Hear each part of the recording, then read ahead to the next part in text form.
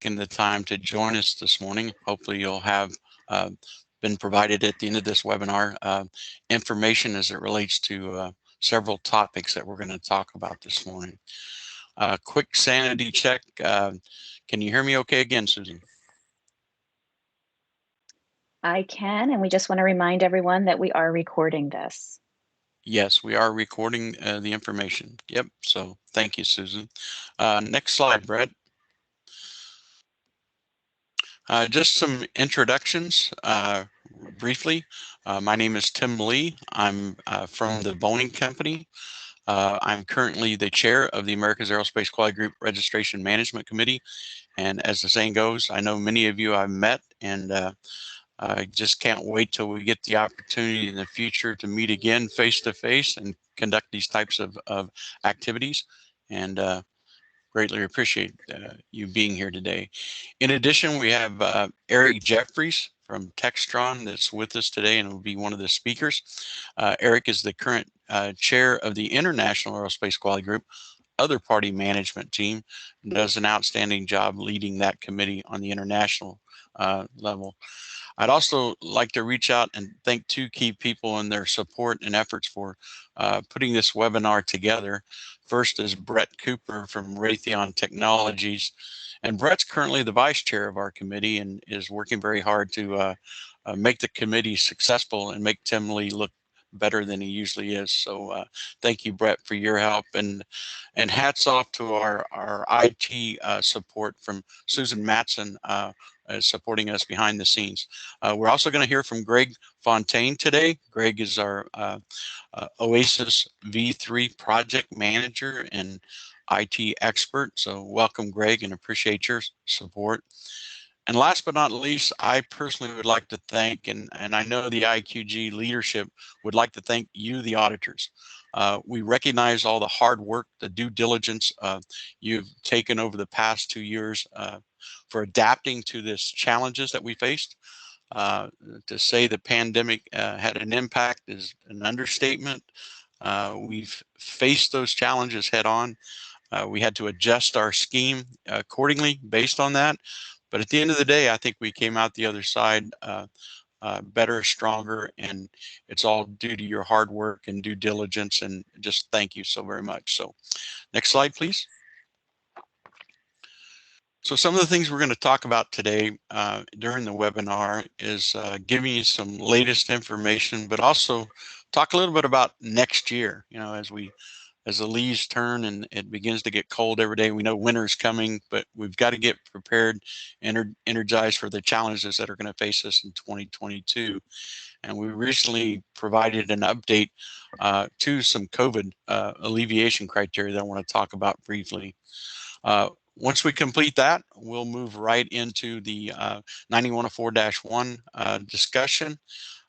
Just a few slides on that standard, which is the requirements for the scheme and certification, but it's focused on auditor impact. So those of you that are getting ready to receive training, the standard will be ready to publish. It's very important that you understand some of the areas of the standard that will impact auditors and auditor audit activities, if you will.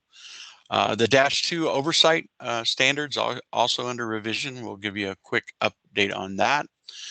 And then in order to align with the 9104-1 criteria, we are updating our audit process, and we'll give you a brief update there as well. Eric Jeffries will talk about the -3, the auditor authentication standard, and some of the implementation activity with that standard. And then we'll wrap it up with Greg giving us an excellent presentation and demo on the future of OASIS and the OASIS V3 platform. I would encourage you in the chat area, if you have questions during the webinar, I will continue to speak. We're not going to pause for questions live, but at the end of the webinar, if we have time, we'll open it up for any questions that you might have. And then Susan's going to summarize the questions that are entered over the chat. And if we have time, we'll answer a few of those. So real quick before we get rolling, Brett, do you have any comments or anything you'd like to add before I get started? Brett Cooper? No, I think we're good, Tim. I'm excited for the information today, and I'm excited to see we got 140 plus people that have joined us today. So it means that people are interested in what we have to share, and so I'm just looking forward to going through this presentation myself today. Absolutely, thank you. And I hate to put Eric on the spot, but I need to. Eric, do you have any opening comments you'd like to make as the chair? Nope, I'm good, Tim. Let's dive in. Dive in. I like that concept. So next slide, please. So I'm going to call the 2022 the year of change, right? And trust me, there's change ahead of us, right? With change, though, I need all the auditor support, right? I need you to be aware of what's coming. I need you to self-educate. I need you to ask questions, raise your hands, basically ensure that as we're dealing with suppliers and certified suppliers and your clients, that they understand change is needed. We need to improve this scheme, but we need your support, auditors, to make that happen. There are efforts underway to significantly improve the ICOP scheme next year, including items such as the launch of our new and improved database. OASIS V3 is what we're referring it to. We will begin transition to the new or the revised 9104 series of standards that we're going to talk about today. In addition, there'll be auditor training available and updates linked to the 9101 audit process. And the last big change is with the activity going on and some of the rules being relaxed as it relates to COVID, we need to get back to on-site auditing. We need to get out on the shop floor. We need to start evaluating product realization process. To do that effectively, I think we'd all agree I've got to get out in the production areas. And last but not least, just be aware, continue to browse the websites, continue to look for information. What's the latest? Everything we're going over today is being recorded, and it will be provided as out there as a reference material. So be aware, educate, and communicate. And you know what they say about trying something for the first time. It's just like parachute. If at first you don't succeed, don't try parachuting again. Okay. So, okay, next slide.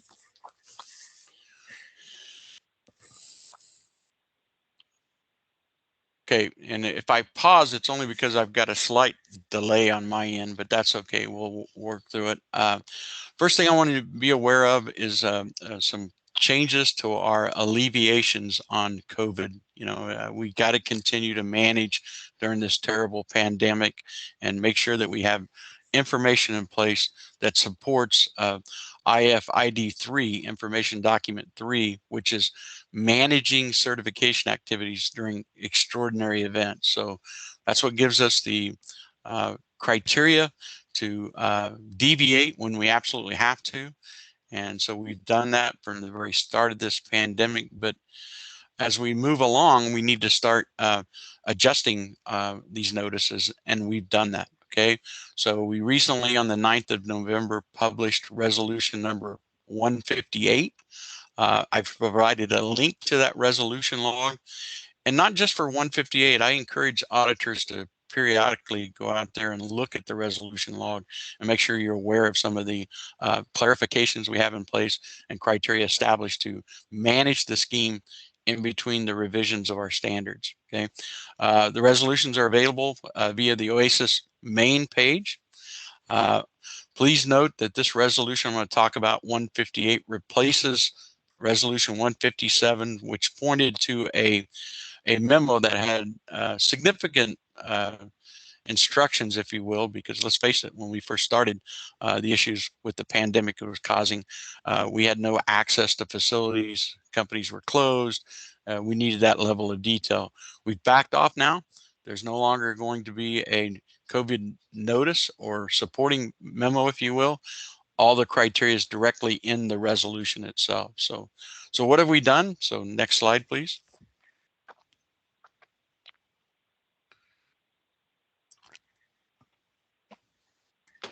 So the resolution only applies when conforming activity is prevented due to issues directly associated with COVID-19.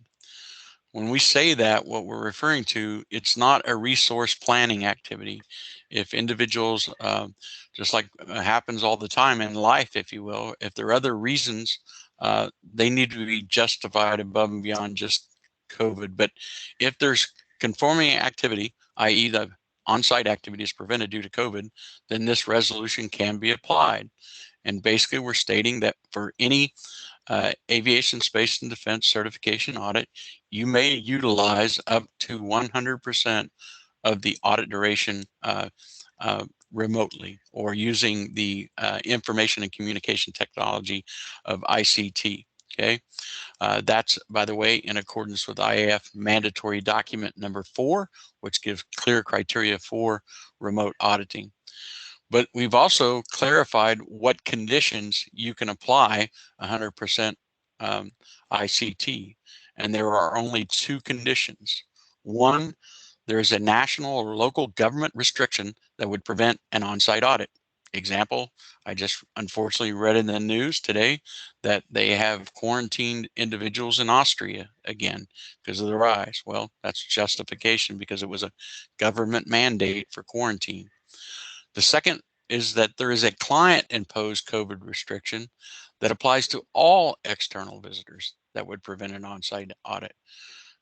We use the term cherry picking people that are allowed to come in. Well, if that's the case, then that wouldn't meet this criteria. But if a certified organization has chosen to exclude all external visitors because perhaps they've had an outbreak of COVID, perhaps they've had an issue where they need to be segregated for a period of time and not allow visitors because of COVID, then this could be applied. Okay. Again, I already mentioned the Management of Extraordinary Events document, IFID 3. And then there is some criteria for CBs that we must ensure that they retain documented information as to the justification of the use of this resolution, including the analysis of any risks associated with it. They need to plan, evaluate, and document those in accordance with the criteria. Okay, next slide, please.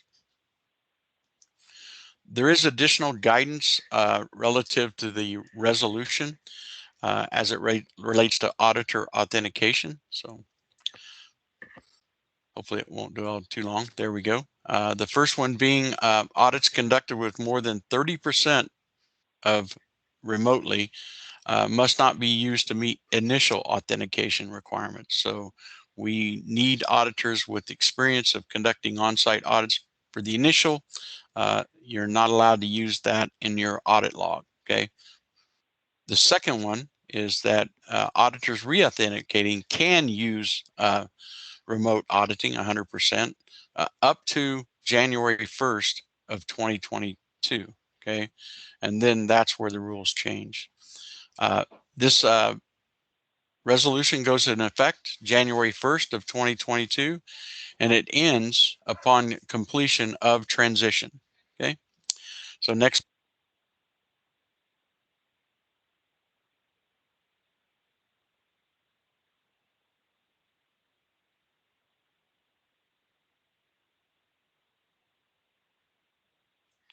Sorry, Tim, you're back on mute. Yep, technical difficulty, sorry. 9104-1. So this presentation is basically going to focus on those areas of the standard that could impact aerospace auditors. So next slide.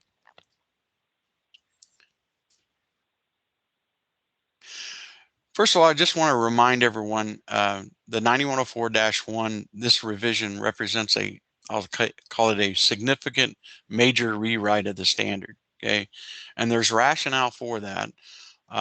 Number one, our scheme has matured considerably since we started it almost 20 years ago. Earlier versions of the -1 needed that clarification, needed criteria so that we understood the requirements. And the writing style was not only inclusive of requirements, but it also embellished on the why.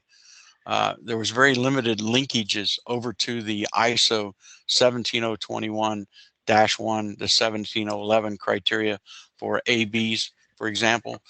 and as well as the mandatory documents. But recognize over time, those documents have basically been revised. Additional clear criteria has been added to those documents. So the reliance on those have increased significantly. Why replicate a requirement we support in the -1 when it's already exists in other standards? So the rationale for change was the significant improvement in the ISO baseline documents. And we wanted to, as we've always done, is have clear supplemental requirements for the aviation, space, and defense industry that mitigates our risk associated with certification in our industry controlled other party scheme. So ultimately, when you're looking at the criteria, if you think the -1 as you're looking at it is somewhat incomplete, there's a reason. It's because our scheme is ISO 17021 plus the IF mandatory document series, plus the supplemental requirements in our aviation, space, and defense standard, which will ultimately ensure that we have a robust, conforming, and valued certification. And we've said all along is that we want to make sure we have a competent auditor at the appropriate location within the organization with sufficient time to do a value-added audit and the reporting as such. Next slide, please.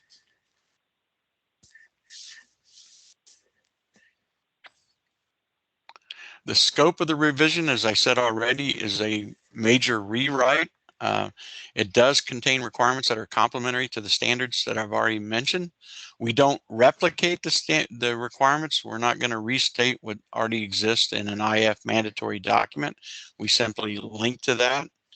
And we believe this is a significant step up in the drive to reduce QMS nonconformances and oversight with built-in audit reductions for consistently high-performing and conforming organizations. So ultimately, the scope of this revision is really driving certification body management and you, the auditor, to do a much better job of planning for an audit, understanding the context of an organization, how they perform, and then establishing tools so that we reward high performance, and those clients that aren't performing so well will get the additional attention they need. So next slide, please.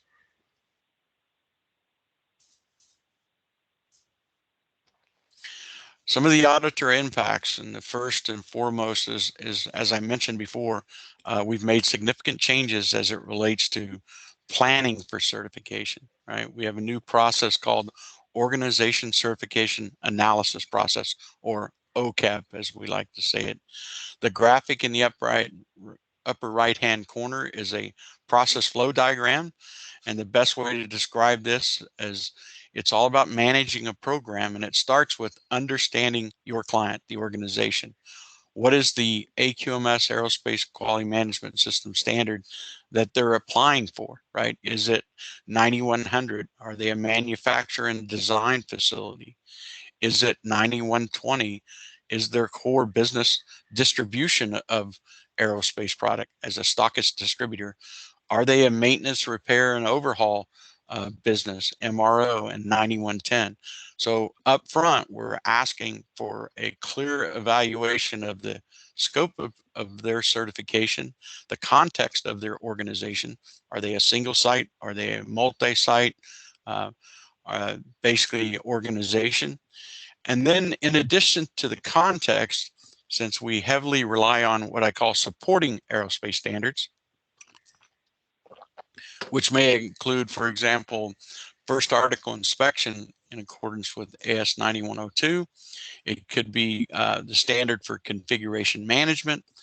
They may have requirements to flow supplier delegation criteria. So there's a host of aerospace standards that can be applied to enhance and further define core processes managed by a certified organization.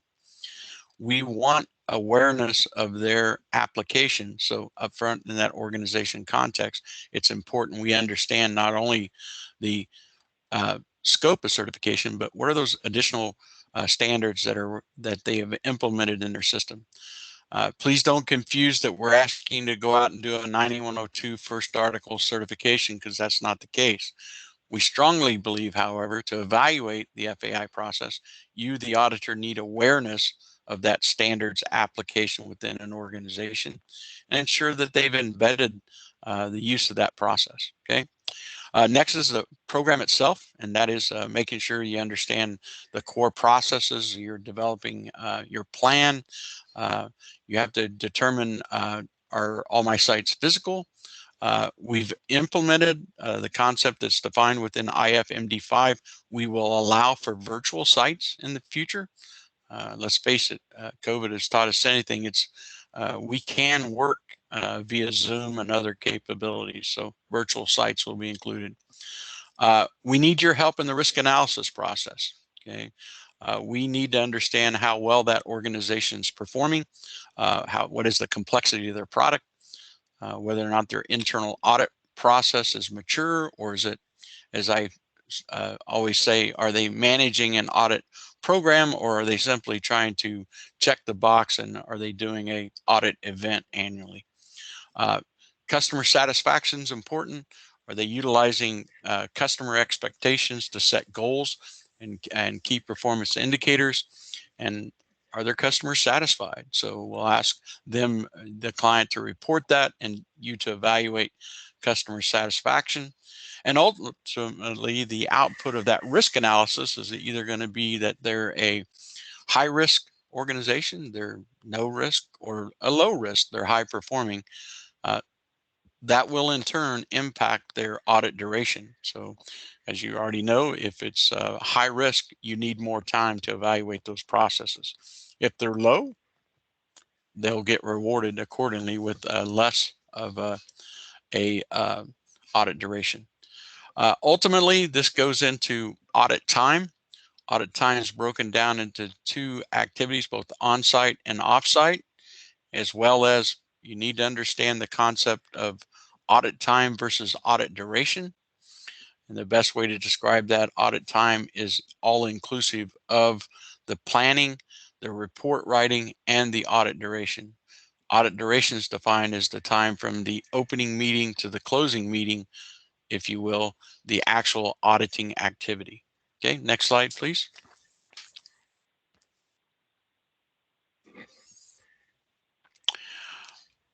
Couple other things. We've heard you loud and clear. Auditors always get frustrated when they need to conduct some level of report writing. In the past, we did not allow for report writing during the audit. We recognize that audit time is calculated. When you use that time is up to you. So if you want to take a 2-hour break or extend the audit day 2 hours to report write while you're on site, you have the authority to do that. Just ensure that at the end of the audit, you have utilized the calculated audit duration for actual auditing. But there's nothing to say that in a 2-day audit, if you want to plan it for 2.5 days and spend a half a day report writing during the audit, that would be perfectly acceptable, and we've allowed for that. The next key impact is rotation. Let's face it, guys, when I go into the supplier over and over and over again, number one, it's a good thing because I build that relationship. We work well together, but at the same time, I'm not as sharp as I used to be. I don't have that fresh perspective, if you will. So we've put a cap on this to try to make it as simple as possible. It applies to surveillance, and it applies to recertification and initial. Always get the question, what if there's 6-month surveillance, but it counts as one because you basically have an annual surveillance requirement. So ultimately, you add it up. If you've completed 6 consecutive audits of a given organization, you must step away. You cannot participate as a lead auditor. You cannot participate as a audit team member. And 6 audits, and we need a break. Then at the 7th audit, you can simply reassume your role as the lead and continue auditing the organization. There are always those exceptions in those out-of-the-way locations that may be necessary if you're a startup CB, for example, and you can justify extending that, we did put allowance to seek approval for with justification of the AB should you not be allowed to meet that criteria. Okay. Another key change that's coming, as those that are in the know, we got hit with the cancellation of the IAF Mandatory 3 document on Advanced Surveillance and Recertification Process, or ASRP. The IAF basically was not using that document, was used very sparingly. Aerospace was using it. We had a few organizations that had stepped up to the cost of doing IAF MD3. So ultimately, what we were challenged with was replacing the IAF process with our own. So we've done that through a process called Performance-Based Surveillance Recertification, or PBSRP. And as the saying goes, aerospace terms are like a box of chocolates. You never know how many acronyms you're going to get. So the new acronym is PBSRP. I know if we were in place, the crowd would be roaring with laughter right now. But anyway, it's not something to just run out and take lightly, though. So please don't think you're going to get this bow wave of organizations seeking application to this process. Okay. First, they must have at least one successful certification cycle. So new suppliers are not qualified for ASRP. Second, there's clear, distinct criteria in the standard or thresholds for entry into the program. Such things as ensuring there's no major QMS nonconformances, if you will, against certain management processes, like internal audits, for example. There's criteria for meeting KPIs and performance thresholds, so that we don't want poor performing organizations utilizing this process, if you will. In addition, you're going to have an organization is going to have internal auditors with basically the same credentials as an authenticated auditor. So they have had to take in an aerospace auditor transition training course, for example. So ultimately, the bar is very high to get into the program. And then it's not just one-time qualification. They must sustain those metrics continuously throughout the program. Otherwise, the CB will be required to mitigate those failed performances, and ultimately, if they continue to fail, they will have to avert back to the traditional surveillance and recertification criteria. So personally, I'm excited to see how this rolls out. Again, please be aware of the process, be aware of the extremely high thresholds to get into the program, and the fact that once they're in the program, they must sustain that, or the audit program will need to be adjusted, or they may have to avert back to the traditional certification. PBSRP. Next slide, please. Transition. This is always an interesting topic. Ultimately, we have a plan in place, and I actually was on a call this morning, and number one, to let you know, the 9104-1 standard itself is ready for publication. I have the completed version from SAE that all they basically have to do is push the button. It's good to go. Unfortunately, because we're an international community, we have to go through our international standards coordinator, and also out to the other publication bodies, being the ASD STAN in Europe and the SJAC in Japan, that published is the Japanese version. And then it's kind of a domino effect from there, and that other countries, Italy, Germany, etc., will publish the standard in their version. So ultimately, we will have a publication date. We're targeting for December of this year to publish the 9104-1. From that publication date, then we start a domino effect of transition, where we want all the ABs transitioned within 12 months. We want the CBs transitioned within 15 months of publication. And then 90 days after the CB is accredited, because there is a requirement in the new 9101 that OCAP data I talked about must be submitted to the CB 90 days in advance of the audit, so that they can do effective audit planning, if you will. then the certified organizations will follow the CB. So ultimately, what we're looking at, guys, is that by July 1 of 2023, all single site audits will be to the new standard, because shouldn't be complex, but we are looking at some flexibility that if you've started a surveillance audit for a multi-site, again, as long as you start it before that deadline, then you'll be able to finish the multi-site audit, because it takes several months for those. So some of the challenges we're dealing with transition, please don't run off and say this is cast in stone. At this point, this is what we're discussing, reviewing, looking for gaps, if you will, but ultimately everyone's agreed that it's an 18-month timeline from publication to where audits in the future will be to the new standard, and everyone should be in line accordingly. This requires clear instructions, rules, if you will, for each of the entities and the transitions as such, managing this. The good news, I think, if last time I counted, this is my 5th transition activity. So most of the players on the teams have had experience with transitioning, be it the AS 9100 standard. We had a major transition to the -1 once before. So I don't want to say we're good at it, but we certainly have had experience with it. The supplemental rule will be published by 1 January of 2022 to give everyone clear instructions on transition. Next slide, please.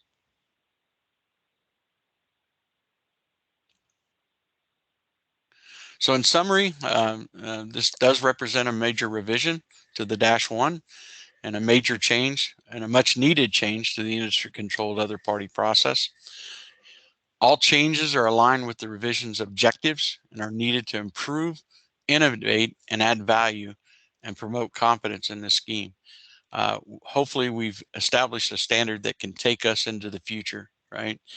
But we need your support, and we need it to not only to help with implementation, but help with communication, because the more we communicate, the better chance we have at success to help us manage the industry controlled other party certification process to ensure that it is robust, it's recognized, and it's value. Okay, next slide, please. I think that wraps up the -1. Okay, so the next topic I want to talk about briefly is the 9104-2 oversight standard. As the saying goes, when you have expectations and criteria, we need to trust but verify. The 9104-2 is the process for conducting certification body office audits, conducting witness audits, conducting file reviews, if you will, for or audit report reviews that we talked about. Includes criteria for both the shared industry oversight process, where the committees have the responsibility to conduct oversight of entities they approve and entities that they recognize. But it also includes supplemental oversight for companies such as the Boeing company that chooses to supplement the industry activity with additional oversight in our supply chain. Your current AAQG sector document representative is Barry Hicklin from Honeywell Aerospace. The standard is currently in ballot. I would tell you that as of this week, it successfully passed the ballot in the Americas sector with no negative votes and only 2 additional comments, which is goodness. Unfortunately, like most things, the ballot is 30 days in the US, but in order to allow translations in Europe, the ballot is 3 months. So they've got a couple of months to wait for the European input, but once that's provided, then the team will evaluate that and make a decision. Do we make any technical changes which could drive an additional 6-week ballot, or is the standard good to go and it'll proceed directly to publication once it's edited? Just some key changes. It is aligned with the -1. That's why we updated it.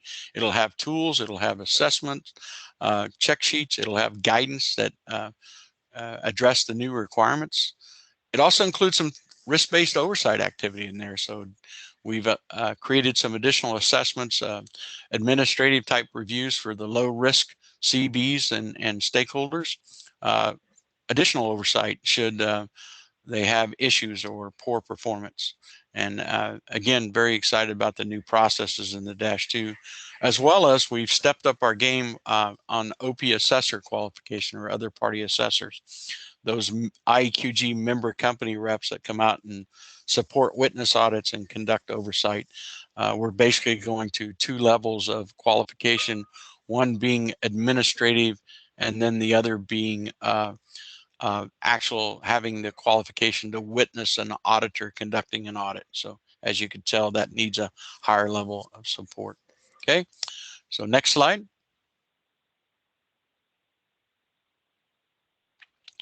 The 9101. The 9101 process is our requirements for conducting audits in the aviation, space, and defense quality management systems. It covers all 3 standards, the 9100, the 9110, 9120, and the 9110. So it is our audit process. Your sector document rep for the 9101 is Brian Gear from Lockheed Martin. And Brian does an excellent job of working with the team, working with the -1, making sure we are in alignment. The ballot, again, just like the 9104-2, it's currently in ballot. Successful in the Americas, but it's pending European input. So they had a number of comments that come out of the Americas ballot, and the team is working those comments and dispositioning those. So expect to see either more than likely another ballot, affirmation ballot, very shortly on the 9101. So that kind of also want to remind you that that's why we have challenges, because we must take and ensure all these standards are in alignment. And as we deploy the new and revised scheme, that's our goal, is to have all the standards released in sync and ready to go. Okay. The key changes to 9101, first of all, there's no significant changes. You're still going to audit the same way you've always audited. You're still going to have the same forms basically that you need to complete. But the key change is ensuring that as we obtain the OCAP data from suppliers, that there's a process to evaluate and verify that data as being accurate, right? And understanding how to utilize that data during the planning and the audit conduct. So you will see changes directly linked to the use of that OCAP tool. And that's primarily the reason and the need for the 9101 changes. So, all right. I think at this point, the next slide, we're going to move over to Eric's presentation, and Eric's going to give us an update on the 9104-3. So thank you very much. Eric, go ahead. All right. Good morning, everybody. And am I controlling these slides, or one of y'all are? How does that work? I'm controlling. Yeah. Next slide there, Brent. Okay.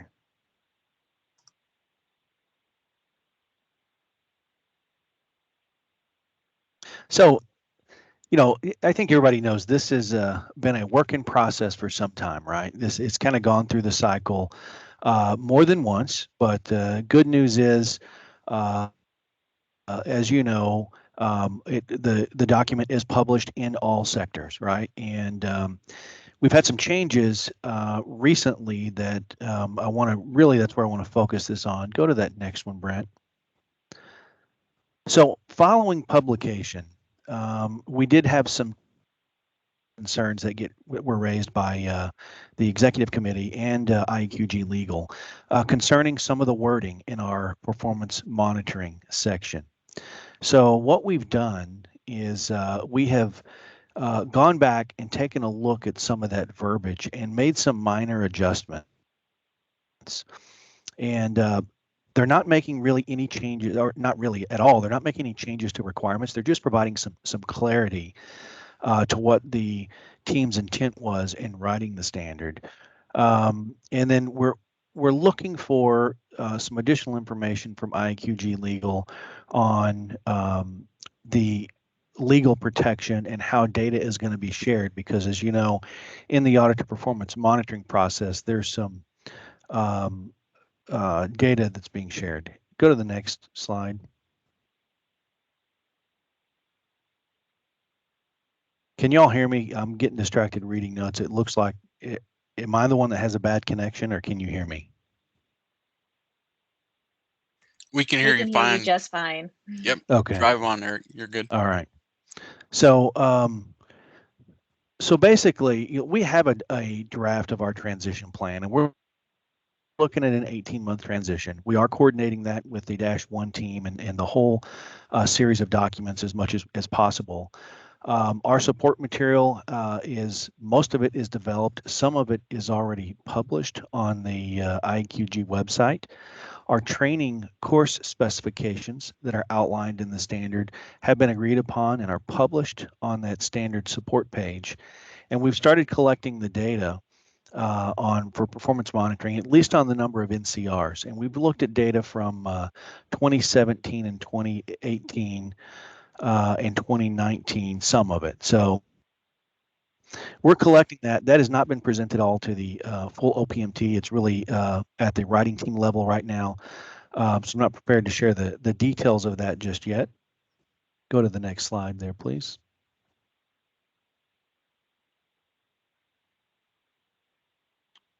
I think you went back one.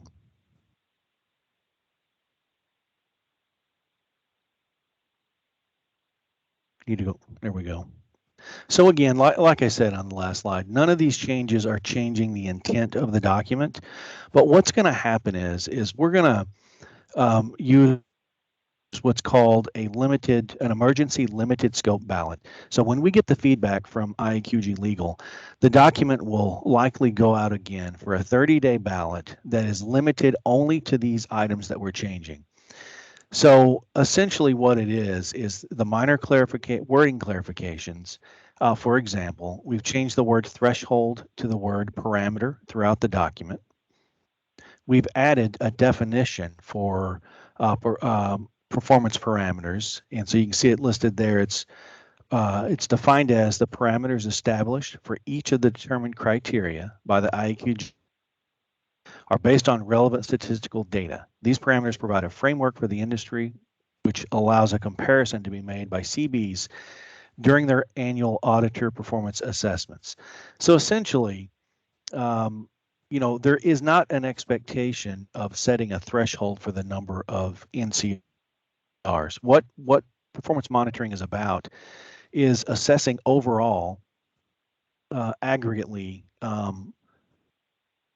what our industry looks like and how individual auditors are supporting the process. And we're looking for outliers, essentially. We're not setting thresholds for any individual auditor to meet. Go ahead to the next one.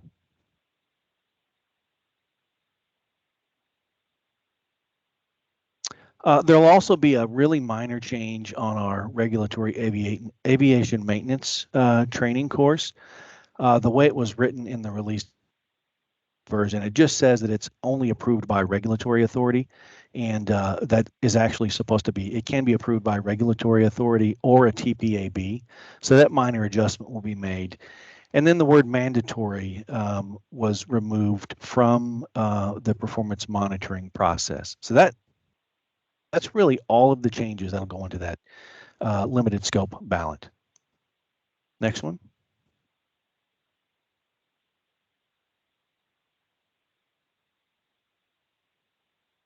All right, just a recap of what the key changes were. So the new standard strengthens the initial authentication requirements. And so now it mandates the completion of an AS&D lead auditor course. It strengthened the industry knowledge requirements, gave some clarity there, I should say, on those.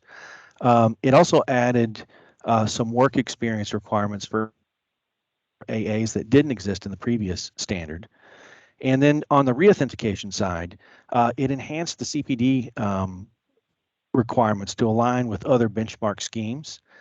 And auditor performance management was introduced as a component of that reauthentication. So basically what that means is for auditors that are put on a performance improvement plan out of that performance monitoring, that will be factored into the reauthentication decision. And then finally, the auditor advancement process, it just simply creates a new pathway that allows AAs to become AEAs by recognizing the knowledge gained through conducting audits rather than work experience like it is today.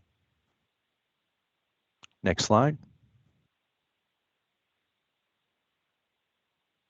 And we talked a little bit about this, but you know, it's all about providing a common baseline for consistent monitoring of auditor performance. And it's going to support auditor development through the use of these improvement plans. It'll allow CBs to identify outliers more easily and take action where it's needed. One thing I should say is just because there's somebody that is an outlier from a performance monitoring process perspective, that doesn't mean action has to be taken. All it mandates is that the CB evaluate the situation to see if any action needs to be taken. So it may be that there's no action at all necessary because there's a reason for the results that are being observed. And then the performance data will be shared, and I mentioned that with auditor authentication bodies. So we're looking to get those legal agreements in place so that there's no issues with that from a joint controller of data perspective. Next slide.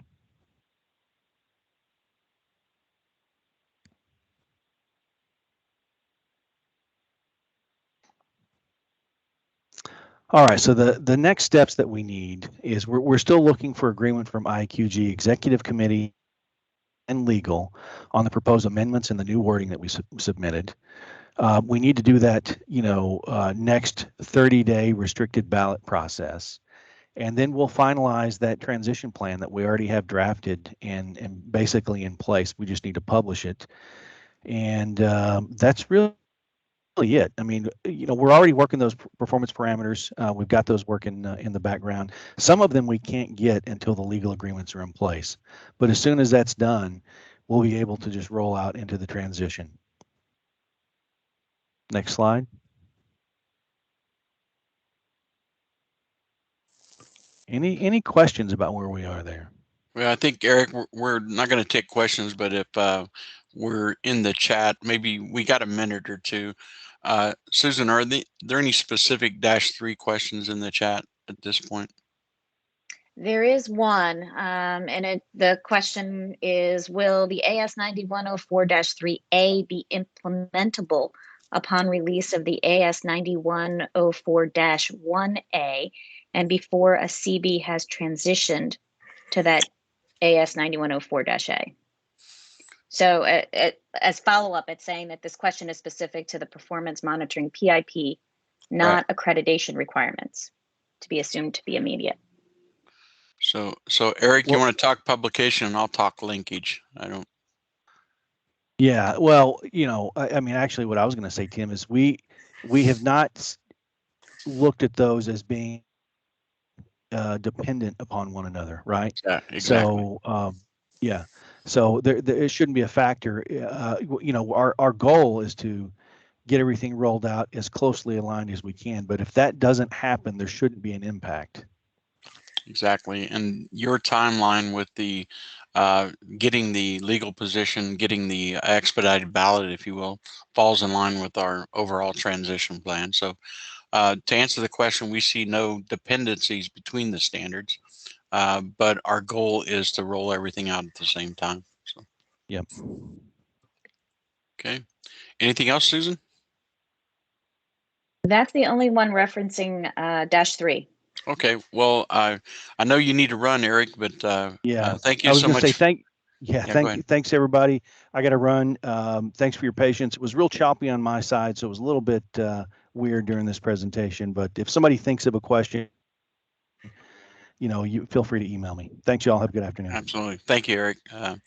It's a small world, so I think Eric's in Czechoslovakia right now, so in Prague. So anyway, that wraps up pretty much the summary of the 9104 series of standards. At this point, we bring to the stage, if you will, the virtual stage, Greg Fontaine. And Greg, welcome, and we greatly look forward to your demonstration of OASIS V3. So take it away, Greg. Thank you. Rather than trying to go through a live demonstration to keep things, moving smoothly, what I've done is we had done some rather extensive demoing as part of the user acceptance testing that we did with the auditor community. And so what I did is I took that several-hour session and cut it down into a video that is a set of highlights of, a walk through the process and what's involved, shows the user interface and how it'll work. And I've got that down to something I think is a little reasonable. It will jump a little because it's a series of clips from a much longer thing, but I'm going to go ahead and bring that up and let people see it. And we can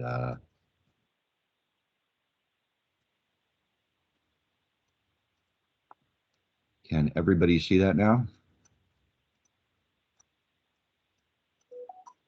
Yes, I can see it. Yeah. Yep, it's coming across. All right, I'm going to hit play real quick and stop it. I just want to do an audio check to make sure the audio is being shared as well as the video. So also the features which are available for all public registered users. So search and drag and the feedback functionality. But in this session, we focus on the managing and audit.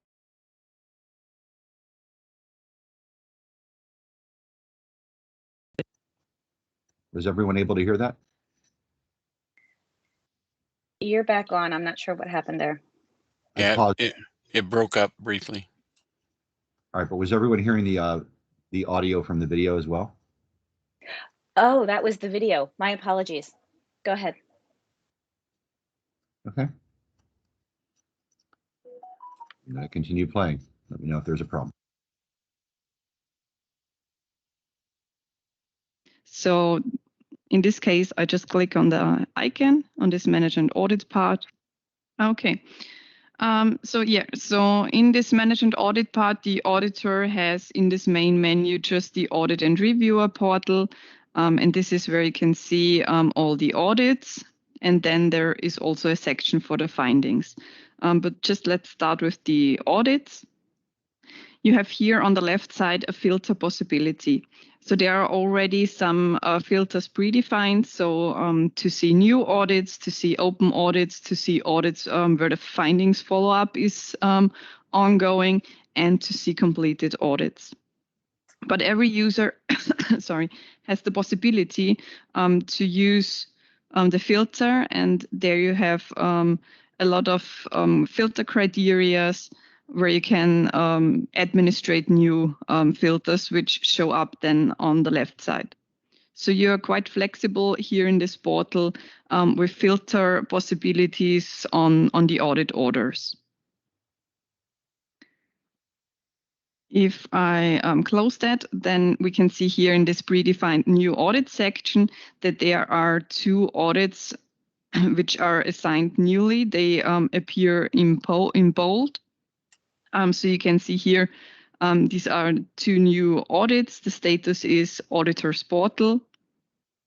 If I would click into the open audits, then I can see here that there are other audit orders where the status is already in audit in progress or in audit order accepted. So here you can see all the audit orders which have been already accepted by the auditor. In the findings follow-up section, you can see the status is checklist finished finding workflow. Means these audit orders are so that the audit has been conducted, but the findings follow-up is still ongoing.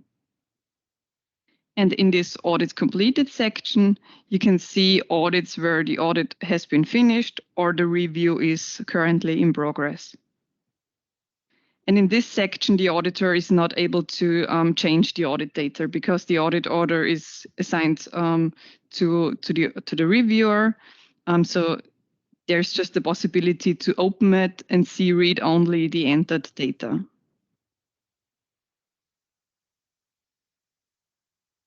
If I click on this new audit section, I have the possibility to select an audit. You see here the audit number, the reference number. So this is data which was entered by the CB entry admin. You see the OIN of the supplier, the name of the supplier, the standard which is relevant for the audit type.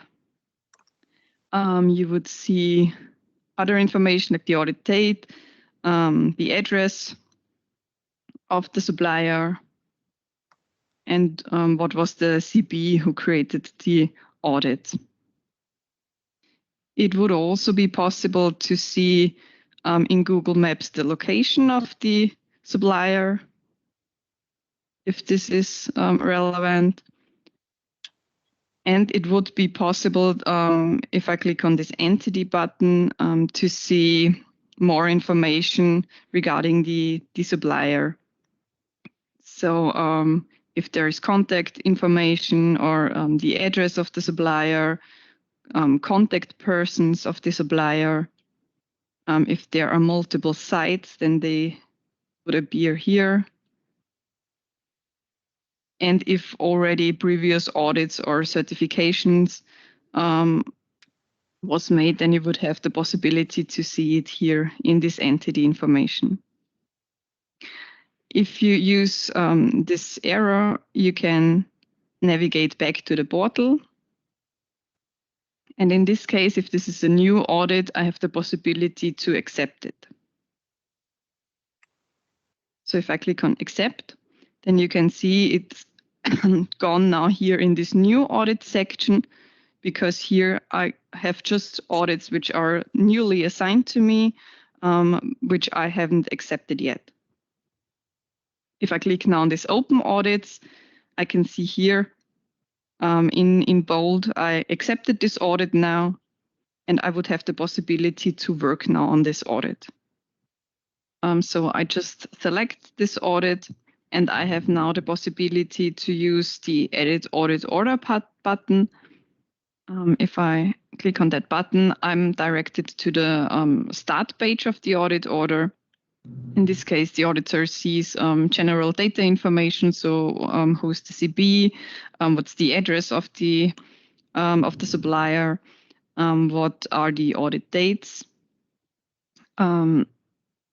It's possible now here to enter the supplier representatives. So simply by clicking on the plus icon, it's possible to enter, in this case, for example, if I use the icon here, then I can search for contact persons which are already assigned to that supplier. So if the CB created contact persons, I can add them here. And I can define what's the participant type. I can click on finish. If the supplier representative is not in the system, then it's possible to simply type in here the data.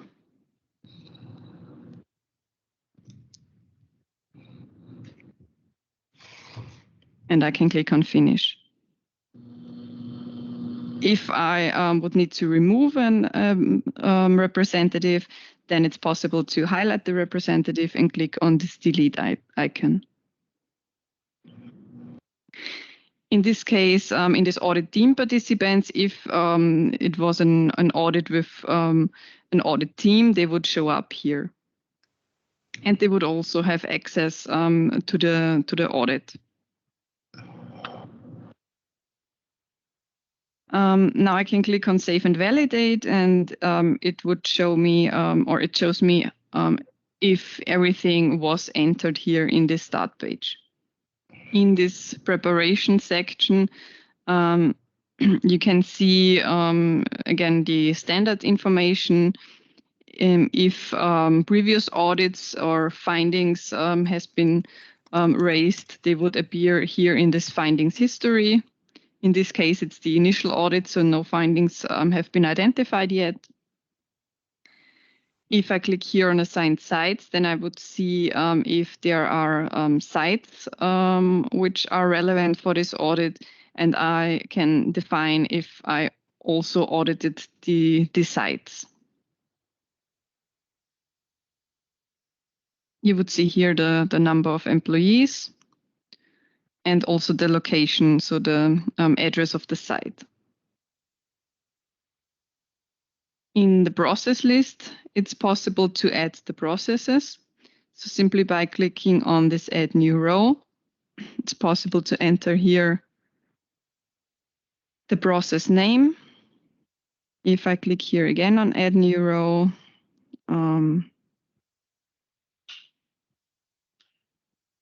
I can enter here multiple processes. If I want to rename one process, then I can click into the field and I can rename it. So if in this case, let's add another process. If one process was too much, then I have the possibility to highlight the row and click on the delete icon. So here in this section, it's possible to manage the processes of the organization. If I click on Save and Validate, I can see what's missing. Let's see. This is in stage 2, so that's not relevant here. Then I go to stage 1. So in this stage 1, I have here now different sections. So the section to enter the preconditions, to enter business and customer information, the stage 1 checklist, to enter stage 1 specific data, and the stage 1 summary. In this case, I'm here in this preconditions section. You see here again the standard, and you have the possibility to enter the information here. So this QMS document reviewed, the audit scope, so the proposed certification scope. I just enter now test data because I'm not a real auditor, so I do not really know what we need to enter here. The scope, for example, I can copy a scope from an old audit. It's possible to use the formatting possibilities, so to highlight something in bold, or also to have a bullet list or a numbered list. You can change the font, the size.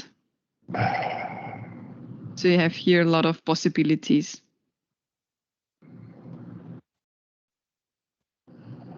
In this case, you have the possibility to select non-applicable clauses. So if I click here on Manage, then I have a list here of the clauses. It's also possible to use the search functionality. So for example, if I enter here 5.1, then I have just clauses where 5.1 is entered here. So in this case, just use some clauses here. I click on Finished. And I would see here now which clauses are non-applicable. And in the checklist, these clauses are automatically answered with non-applicable. The justification. And then I can click here on Save and Validate. And I can see here I entered all the needed information. In this business and customer information, for example, you have the possibility to enter business information and the customer information. If I would click here now on Save and Validate, then you would see that there is the business information missing. In this case, I enter here this information. You can see here there is an info icon. So there's an text which is helpful for auditors.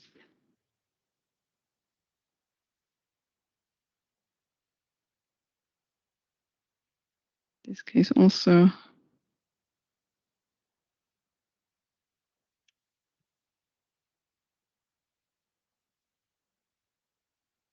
You have everywhere copy and paste functionality.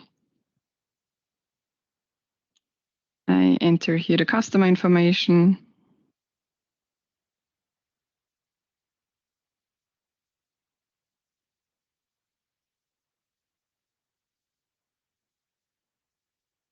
and simply click on Done. If I click now on Save and Validate, you can see that the validation is now finished because I entered the needed information.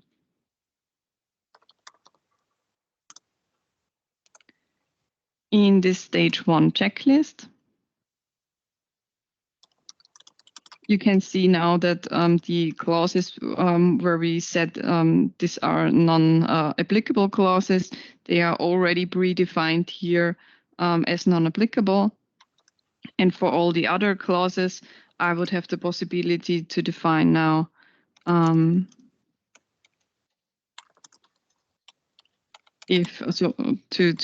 set the checklist answer. You can see here the whole chapter. So if I want to give an answer for the whole chapter, then there's a message if I really want to set the result for the whole chapter, and then every question within this chapter would be answered with this result. Example on planning, if we click on no, then everything underneath planning is set to no.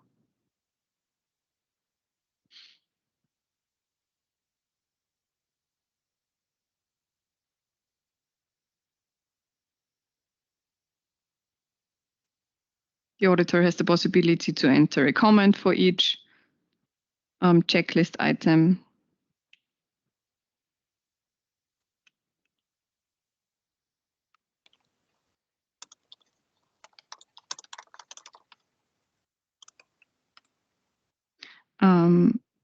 It would be possible, for example, to use the filter above. So in this case, if I start new, okay, no, wait a second. The filter is just in the stage 2. But in this case, it would be possible to answer all the chapters for the stage 1 checklist. Continue with stage 1 specific data.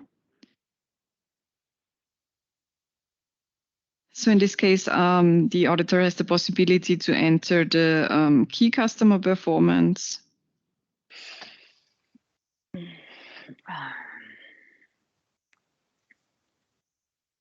Just by clicking on this add new row, if something is wrong, then it would be possible to simply click into the box and change it, or with the delete icon, it's possible to remove the whole line. In these fields, you have again the possibility to use the formatting area here. So, for example, make a bullet list.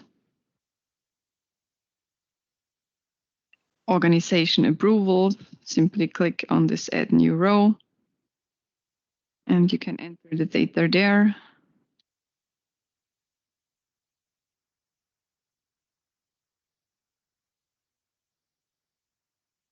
And here it's the same.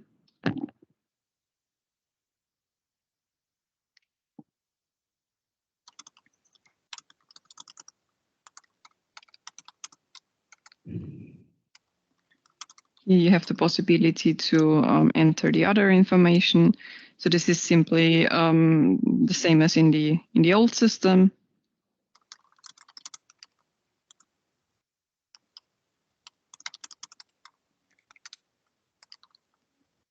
And we can save it. In the stage 1 summary, you have again a save and validate. So if I click on save and validate, I would see I need to enter a lot of information. So what was the team leader, the certification structure type.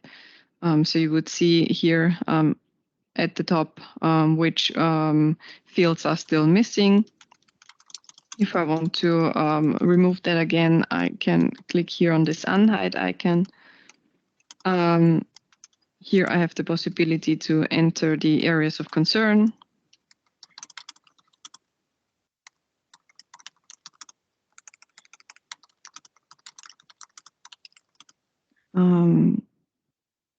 Here I have the possibility to enter the team leader recommendations.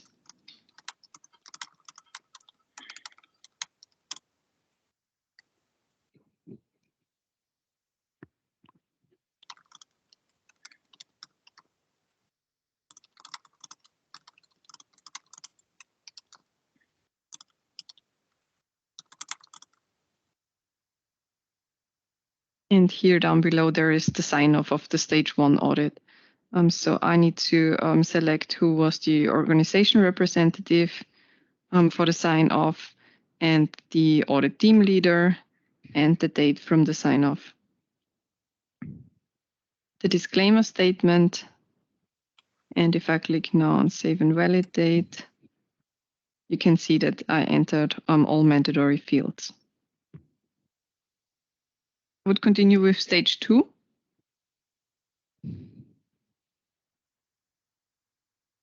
And if questions come up once you tried to conduct an audit by yourself, then just send an email and we can make the follow-up in the email. So then let's go to stage 2. In this stage 2, you would have, so the first section is this QMS processes, where you can see the processes which have been entered in the preparation already, but it's possible that you change it, or that you delete a process, or that you add a new process also here within this stage 2. In this case, applicable sites. So it's possible to choose the sites which are relevant for the process. So in this case, we have the headquarter and one site. So if, for example, this process is relevant for both, I simply select here both, and I can save and close it. And then you would see here that marketing is relevant for both sites. Operations, for example, if I click here on Manage Sites and on this plus icon, I can choose, for example, that this is just relevant on one site. I click on Save and Close. Then you would see here that operations is just applicable for this site and not for Live Gold 1. The same for sales. Let's use just Live Gold 1. And if I click on Save and Close, then you would see here that sales is just relevant for Live Gold 1. And of course, it's also possible if I click on Manage Sites again, if I want to add a new site, then I click on Finish, and then it's for both sites. Or also to delete, I can use the delete icon, and it's again relevant just for one site. Then I have the possibility here to add the peer. I click on that icon. It's possible to enter the information here, to enter applicable clauses,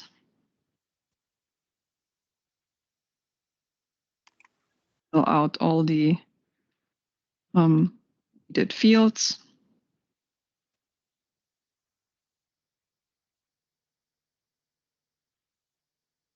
Here I can click on the Add New Row icon. I can click on Done.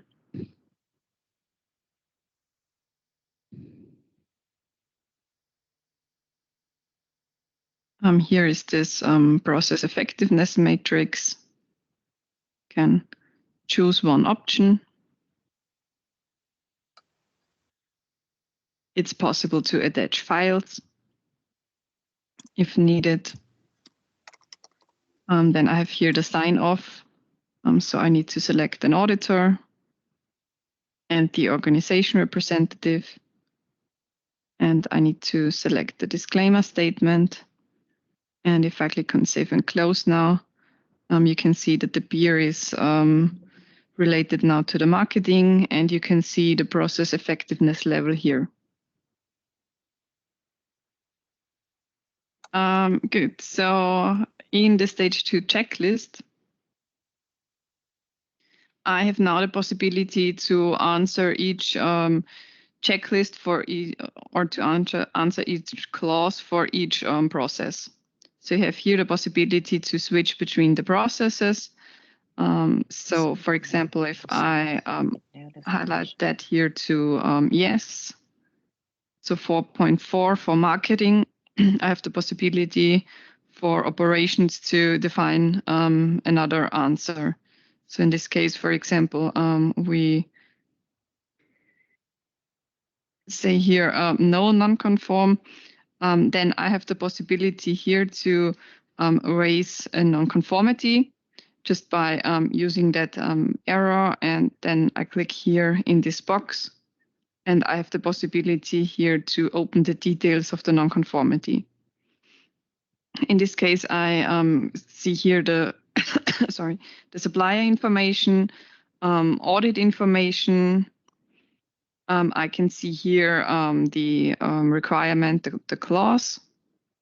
I have the possibility to select the finding level. In this case, let's use minor. It's possible to enter here the statement of the nonconformity. Okay. But then I can enter here the statement of the nonconformity. The issue date is pre-selected to today's date. I would have the possibility to define the deadline, and the due date is calculated automatically based on the issue date and the deadline. Okay, yeah, but in this case, the auditor has the possibility to enter the statement of the nonconformity, the deadline, the area department field, and the objective evidence, and this containment required, and can click on save and close. But yeah, that would be the possibility how an auditor issues a finding. I can click now here and save and close, and you would see here down below that for this operations process, there was a finding issued for the 4.4.1 clause. But you would have now here the possibility to answer all the clauses for the processes, and you have the possibility to so for each chapter to create a summary. So this is a text field where you can use the editing for possibilities.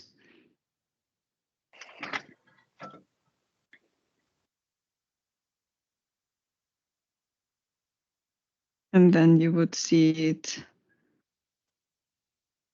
here in this summary.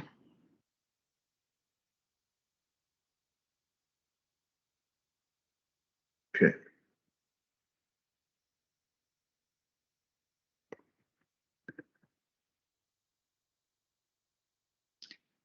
If I click now here on save and validate, it says finished, because now each clause has an answer for one of the processes. In the findings section, you would have an overview of all the findings. So in this case, we identified one finding, and you would see here, if we have multiple findings, then you would have here a list of all the findings with the details we entered within the findings form. Okay, and in this summary and sign off, you have the possibility to enter here, and this is the objectives you meant before, I guess. This justification is pre-filled from the justification from the stage 1 section. In this case, we have no previous nonconformities, but if there were previous audits and nonconformities, you would see here the summary of these nonconformities. In this case, you see here the summary of the nonconformities from this audit. Yeah, and you would have here the possibility to enter the conclusion. Okay, then we have here the recommendation. And in this case, the auditor has the possibility to confirm the data of this stage 2. We have two possibilities here: to do a single approval for all the sites. And then the auditor has the possibility to enter here a note from the organization representative and the organization representative. And the team leader is set automatically here and has the possibility to enter the note from the team leader. Another option would be to do it based on each site. So if I untick here this single approval, then I would have the possibility to sorry, to sign off for all the sites individually. So then it's possible to choose the site here and to select the audit team leader. Exactly, but let's do a single approval for that audit. If I click here on Save and Validate, I can see everything is finished. If I go to the Files section, there is a validation if an audit plan has been uploaded. In this case, it was already uploaded by the CB entry admin, but also the auditor would have the possibility to upload here an audit plan.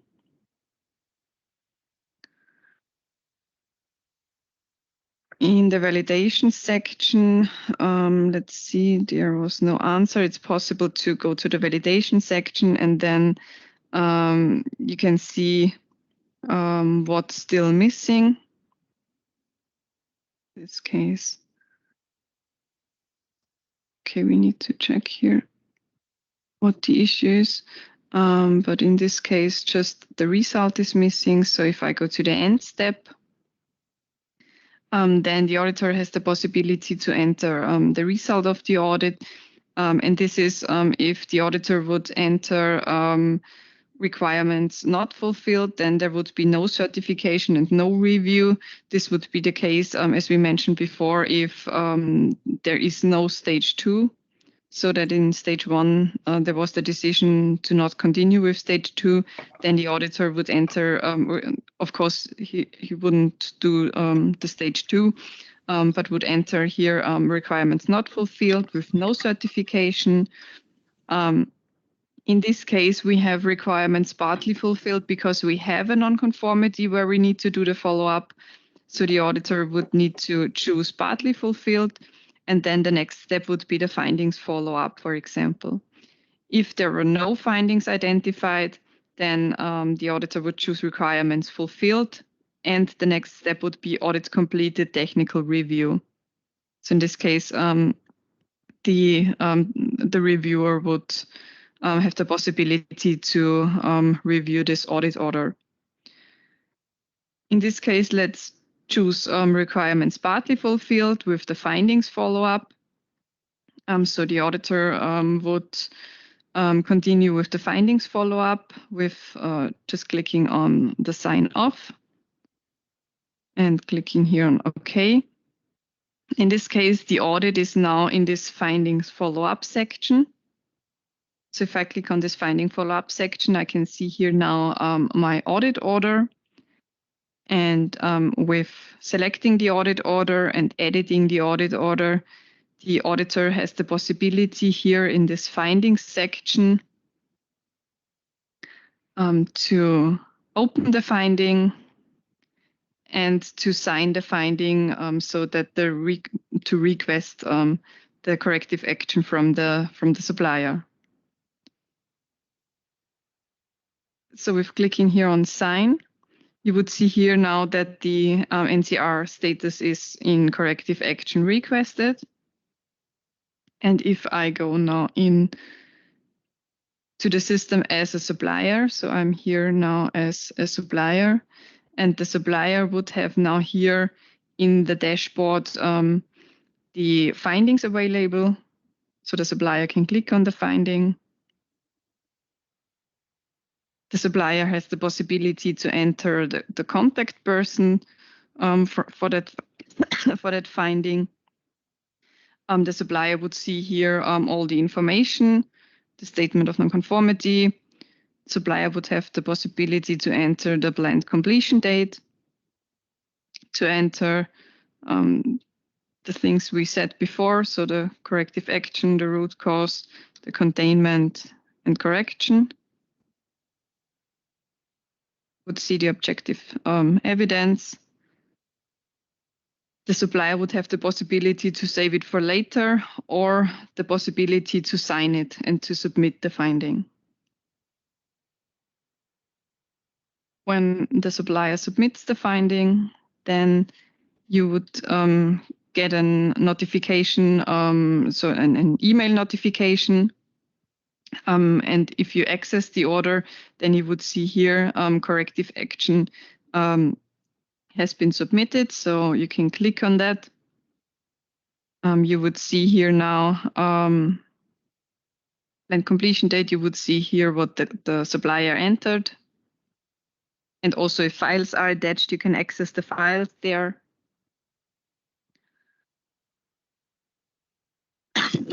Sorry, you would have the possibility to enter the data same as in the old system, so details, evidence of implementation, for example, and you would have the possibility, if not everything was fine, to request the corrective action again or to close the finding.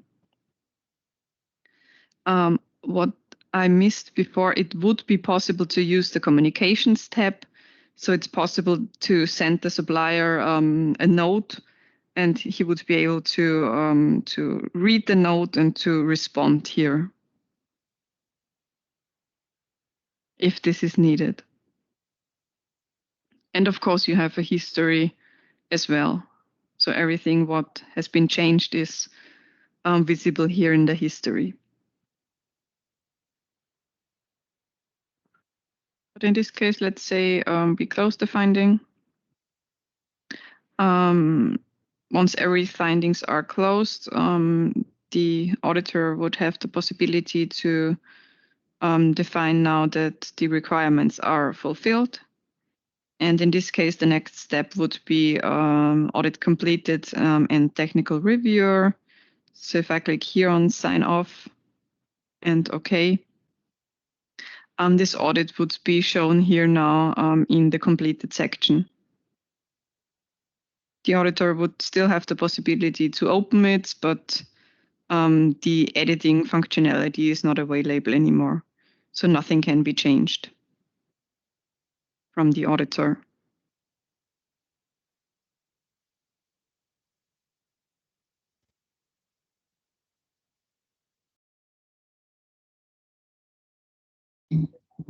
All right. Well, I hope that gave everybody kind of a nice overview of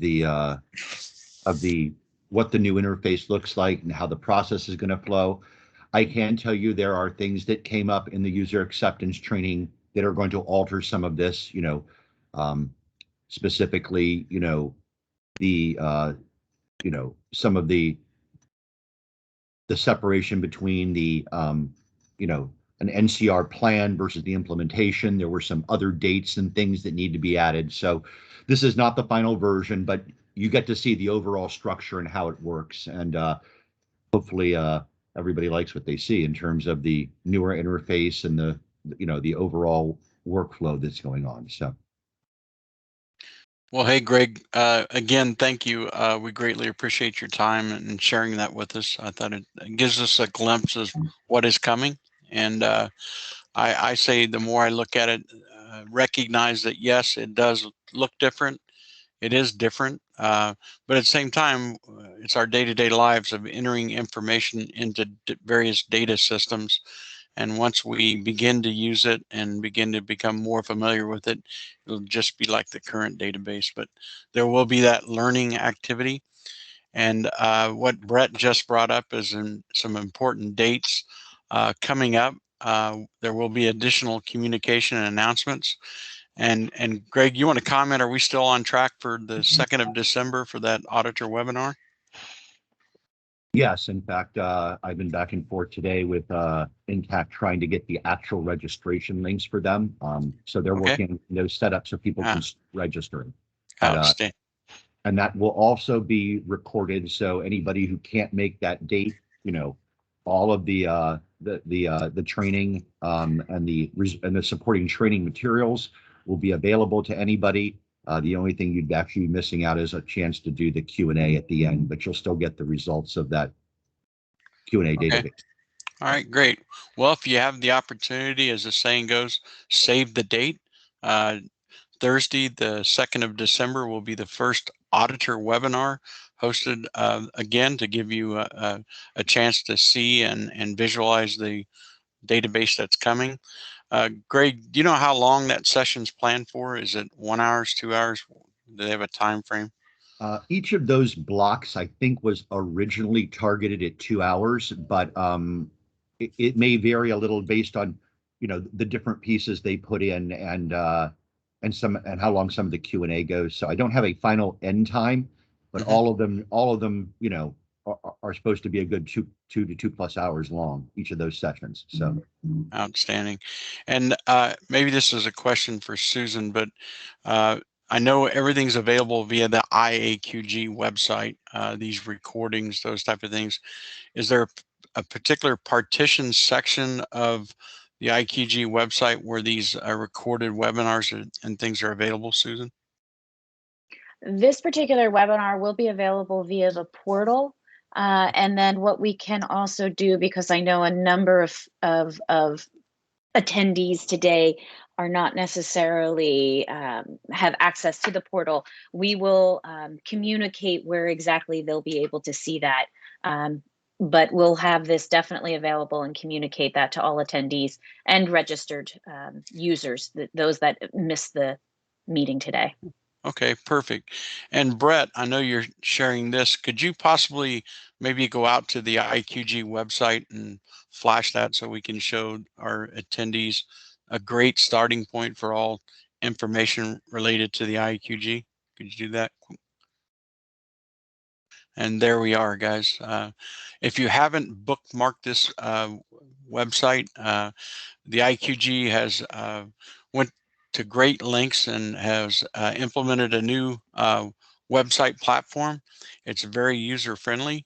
It's got all the links that you need relative to use of OASIS, the aerospace improvement maturity model, for example, the supply chain handbook, management handbook, the encyclopedia of best practices. If you're questioning an aerospace term, we have dictionaries and a host of other tools within this website. So IAQG.org, I guess, is the place to go for all information. So again, thanks to all the presenters, Greg, Eric, for your excellent information.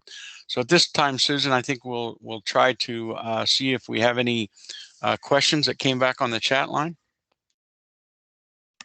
Yes, we do. And what we can, I do have, for those in the presenter chat, if you look, there is a document. You can read along as well. But Tim, specifically to you, referring to, there were a couple questions regarding your initial conversation with COVID. The first one was asking how this applies to international restrictions. And then when there's no restrictions, but flights are not available from the auditor's countries. Okay, so it does apply globally. So it's a global resolution. So if there are international restrictions linked to COVID, they would apply. As I mentioned, if you were assigned an audit in Austria to one of the areas that they are in quarantine, then a 100% remote audit would be justified. So, but internationally, it does apply. And what was the second part of the question? I'm sorry, Susan. The second part, it was actually a second question. If there are no restrictions, but there are flights that are not available from an auditor's country. Okay. Flights that are not available may represent, if it's flights due to restrictions, i.e. you're not allowed to enter a country because of COVID, then that would be a regulatory requirement and that would be justified as well. Another question an auditor asked about the CDC guidelines not being mentioned. Well, we try not to, I guess, expand outside our expertise, and guidelines for the Center for Disease Control. Basically, they have requirements for social distancing.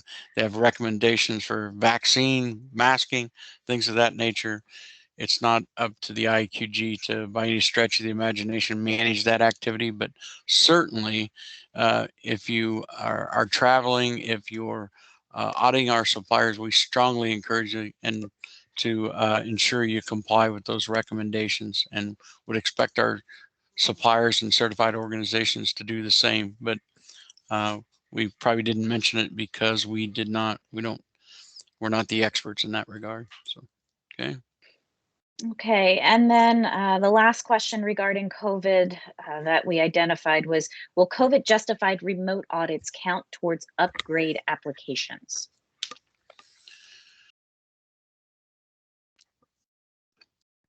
I'm pausing, so I'm going to table that and go back to Eric, because we specifically addressed initial and we addressed re-authentication. Okay. I Okay. will have to get back to you on that. So And that's a good pause, because we may there are a number of questions. I do know that we're probably not going to get to the entire to the end of the meeting. Yeah. Questions will be available for people the same place where we're placing the video. Yep. Okay. Yep. Good. Wonderful. Okay. Regarding 9104, is OCAP going to be a formal IAQG form included in the AS 9104 appendix? So it's not a form in the appendix because we made the decision not to include it. But however, all the elements of the OCAP tool are in the standard via requirements and specific formulas and application tables. So a form itself is not in the standard. We are working to get OASIS v3 released, as Greg mentioned. However, one of the very first projects after release is the creation of a online OCAP tool that will be available in the future. I can tell you that in the interim, we have a functional Excel spreadsheet developed by Daryl Taylor that can be used as an interim tool and can be used quite effectively. So what we'd encourage CBs to do during transition is to basically follow the criteria, number one, and you'll find if you follow and use the criteria outlined in the new standard that you can successfully calculate audit duration, audit time, and develop the audit program. But our plan in the future is to step one, if needed, use the Excel spreadsheet that will be made available. And step two, we'll at some point have a electronic version in a future release of OASIS. Okay. Okay. There was a question about rotation clarification. They roll out after 6 consecutive audits for one audit, or is it an entire cycle?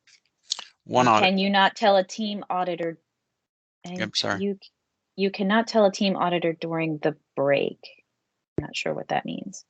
Well, so what they're referring to is 6 audits, right? Then you have to take a break, right? Oh, okay.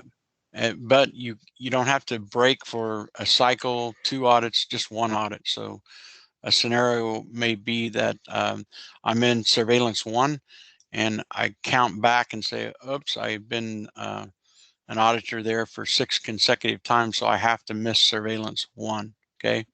Going into surveillance 2, I can audit again. That's all. Now it gets relatively somewhat complex when you have a multi-site organization, right? If you're the lead auditor for a multi-site organization and you've been the lead auditor for 6 consecutive audit surveillance activities, then you still have to step away. So have to take a break from 1, and then you can, at the 7th audit, you can go right back in again. Okay. Okay. If a CB has a number of projects, on ASRP now, will they be required to apply to this new PBS slash RP programs? So if they're currently have an ASRP program, they will have to be evaluated for the new program, because the new program requires continual evaluation of the ASRP.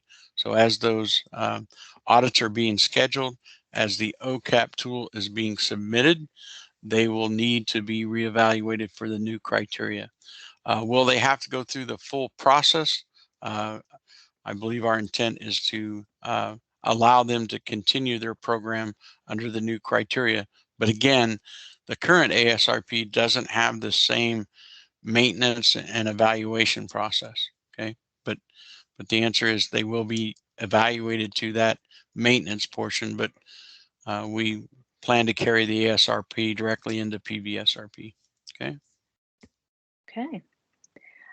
Is the client obliged to pay for the additional time used for audit reporting? I can't answer that. That question is between the CB and their client. Okay. And then what will the planning portion of the audit time be for a small company? For example, 1 to 15 employees. So audit time is calculated based on the calculation of audit duration. Once the audit duration time is calculated, you're required to add 20% more time to calculate audit time. So make it as simple as I can. If it calculate for audit duration is 10 days, then you have 2 days for the audit planning and the report writing. So 20% after calculation of audit duration. Great. Talking about when you were discussing the transition, is the 3 years from the date of publication for all clients to be transitioned? Didn't mention 3 years. I mentioned 18 months. The plan is an 18-month transition phase, okay? Where at the end of that 18 months, all audits in the future will be to the new criteria. There is no 3-year transition time frame. It's 18 months is what we're looking at. Okay. We're going to now skip to a number of questions about OASIS. So I don't know if this is going to be between Greg and you, Tim. So. Well, Greg, why don't you try to answer first, and then I'll, as always, support you best I can. Okay. Fair enough. Wonderful. Okay, in the new OASIS, will BDs be able to see all in-process work or their audits while auditors are working on the audits? Yes, depending on their role. But if it's not currently assigned to you as part of the audit team, I believe everything is read-only. Okay. Is the CB able to, can't see something. Is the CB able to simply provide notification of audits through the OASIS database rather than through an email? Notification of audits to the auditor. It's assigned to, or to, I'm not sure I understand who they're trying to notify. I would think of the assignment. So I'm setting out there and I'm getting assigned on audit. Will I get notification in OASIS it's been assigned to me, or will they have to rely on email to tell me? I believe there will be an email notification in OASIS when it's assigned. Also, Okay. obviously, you know, if they go in and they look at my audits in the audit portal, they would see it there as well. I don't know that there would be a separate in software notification other than it would be appearing in their list. Yeah, their queue. Yeah. Okay. But if something was added to their queue, it wouldn't flash in the system, would it? I don't believe so. Okay. Although I think it might be bold if you've never Opened it yet. Okay. Good Okay. question. Great question. Okay. Do the CSRs notify the auditors through the update? Oh, and I think that's the same question in lieu of an email. Is that Yeah. Okay. Client process representatives, et cetera, do not change much from year to year. Will the new OASIS auto-populate fields for the new audits, such as process descriptions, contacts, past objectives with goals, copy the pair numbering to a matrix, etc.? Much of this should be automated so that the auditor can focus on the client's process rather than the report. So this is a question about automation and duplication of information. If I remember correctly, right now, some of it is already there in that, you know, any known contacts at the company and other stuff are already in there because they're part of the ongoing data. I believe the auto bringing forward of like all the QMS processes and pair stuff and other stuff is not something we have in there. We didn't have that planned for now, but it came up several times during the stream reviews and testing. And I believe Intact is committed to having that, bringing it forward be an option in the next release or so. So not entirely. Some of the data will automatically be available there. I think kind of the whole bring everything forward will be an option in a future release. And just to be clear, Greg, there will be ongoing future releases based on this new system. Absolutely. First of all, there's certainly ongoing developments specific to the IAQG that has, you know, come up during the stream reviews and feedback. And more importantly, unlike the current version of OASIS, where every change was something that had to be requested and coordinated and done, part of the big plan here was to move to a commercial platform that is used by a variety of industries, and there are constantly going to be features and improvements and other stuff coming out that the IAQG will get to choose whether to incorporate and whether it's appropriate for them. But there will be regular software releases going forward. Is there, thank you, Greg, is there a new cost to be paid by the client for using OASIS v3? At this time, I am not aware of any change to the costs of usage by any of the parties involved. I mean, so I don't think so, but that's not really my bailiwick of process. Yeah, all fees are, any fees associated with the scheme are determined by the IAQG Executive Committee. Okay. But I'm not aware of any plan changes at this point. Are you, Tim? No, I'm not. Okay. Okay, next question. It appears there are more areas for the auditor to input information, in parentheses, scope, NA clauses, etc., that are now entered by the CB. What functionality will the CB have with the report? I believe they can, there's kind of a bit of a, they can do as little or as much of the prep stuff they want before they assign it out to an auditor. So I don't know the answer to that question other than that's kind of a fairly flexible process, I believe. Okay, and then as follow-up to that question, do we, and I'm assuming we meaning auditors, lose the ability to enter information at any level of info once it is sent to the auditor to accept? And then what happens if the auditor does not accept the audit before the start date? All right, sounds like that might have been a CB question if they're talking about once it's sent to the auditor to accept. Again, I think until it's been accepted by the auditor, you can kind of change and edit and do anything you want with it. Once it's accepted, I think it's view only for you. As far as what happens if they don't accept it, I don't know. Yeah, I think that would be a CB management issue. So yeah, Okay. not a system. I think once it's out there for them, if they don't accept it, then you probably need to, in your queue of all the audits that are out there, recognize that there are some in a state that you need to follow up on. I don't think there's anything specific to the system about that. Okay, does V3 allow for copy and paste of notes and tables from other documents? yes, to the degree that you can normally do that between, various software applications. I know I have grabbed, bulleted lists out of a Word document and stuck them into the formatted stuff, and it seemed to work okay. But I don't know that, we have a list of things that it's compatible with per se. Okay. It looks like E3 does not use the names of forms per standard. For example, Form 2 matrix is called a checklist. That's a bit confusing.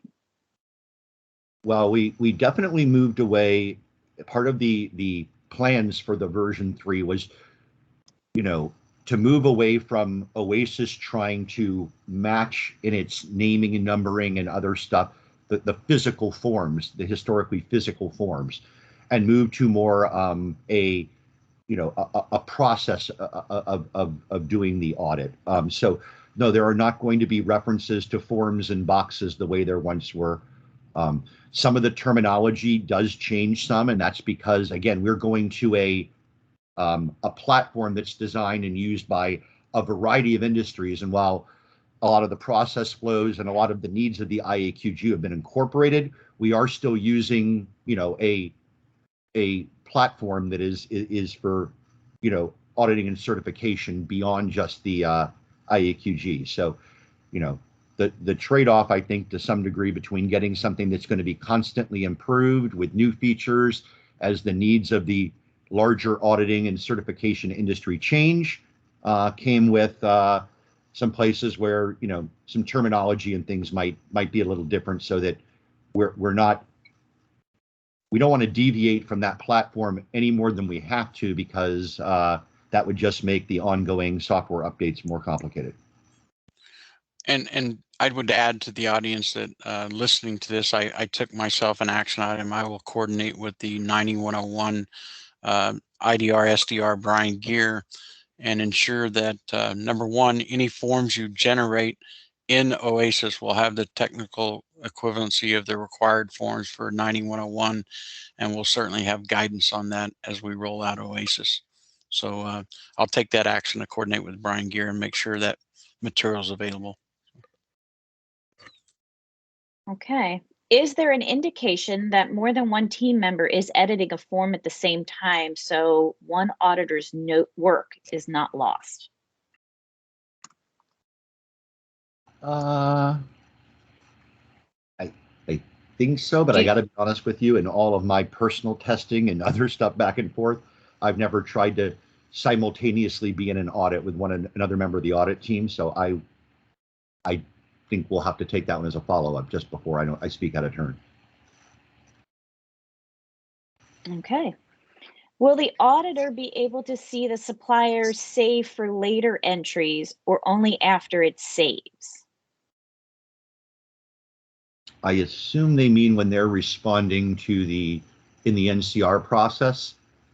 Can the auditor see what they haven't sent back yet, but what's a work in progress? I'm going to guess no, but I would have to verify. Okay, let's take one more, Susan. I don't know that we're going to get to them all. We've got about 4 minutes left. So let's take one more question and then we'll wrap it up. Okay. Okay, there's a lot still going on, so we will go through these and try and answer as best we can for you. There's an overall question regarding training, about maybe having a test site to be familiar before it goes live, materials, documentations, a demo for self-testing. So if we can take a second and a moment to talk about maybe how the testing would work and the training would work for V3. Well, as was pointed out earlier, we have a save the date for the auditors and for CBs and member companies and suppliers and all the other stuff in those webinars. That is the training that is planned to be provided. That will be recorded. There will be supporting documentation, how-tos, much like are in the current OASIS help. If it's, at a site, there'll be screenshots with, things marked and how to go through everything step by step, so that people will have both the live training examples that'll be video and recorded, as well as physical documentation on the steps to take. We have had a variety of people in our user acceptance testing and our overall stream review teams who have been there providing their feedback and other stuff.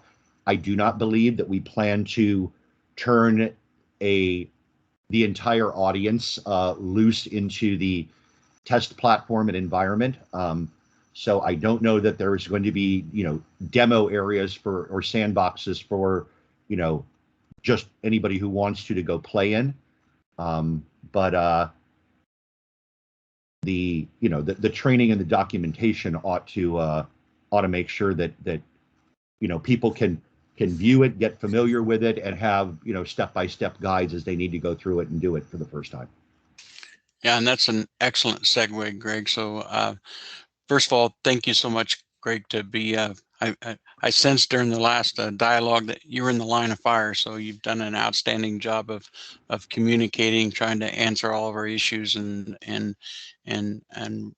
basically working together with the team. And by the way, guys, behind the scenes, we've had CB representation, we've had CB leadership looking at the database, running test scripts, trying to get the feedback Greg's teams need to deliver the quality product that we are expecting in aerospace. And I fully endorse it and say that although it's different, we're gonna, like any change, there's gonna be their challenges, but we're definitely headed in the right direction. So we're getting very close. And the other reason why I said it's a good segue, please recognize that we are in the planning stages of getting together face to face sometime in mid 2022 with a auditor workshop. Those that have been around a while recognize the success of those workshops where we get the opportunity to invite people such as Greg to come to the workshop and maybe share some of the lessons learned with the deployment and provide further education and information. So with that, we're going to sign off. Again, thank you so much for all your support, and raise your hand and ask questions. We'll certainly try to address your concerns. Have a great day. Have a great weekend. Happy holiday season, guys. Be safe and be healthy. Good day.